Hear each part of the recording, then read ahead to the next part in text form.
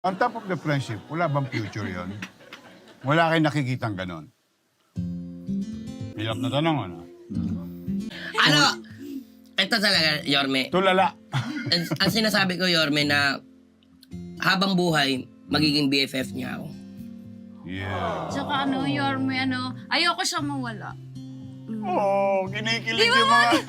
Kasi di ba kapag meron kang kaibigan tapos may sinisecret kang o kaya nag-try ka pag gano'n, di ba nawawala minsan? Or pag nag-jowa kayo, mag-iwalay kayo, gano'n. Kung kami mag-best friend kami, ayoko siya mawala. Kaya hindi kami mag-jowa. Kaya ba yung BFF with friends with benefits? Hoy, Yorme! Hindi po. Hindi. Yeah, benefits of the doubt. Hindi pa ako tapos kung makakain na ka.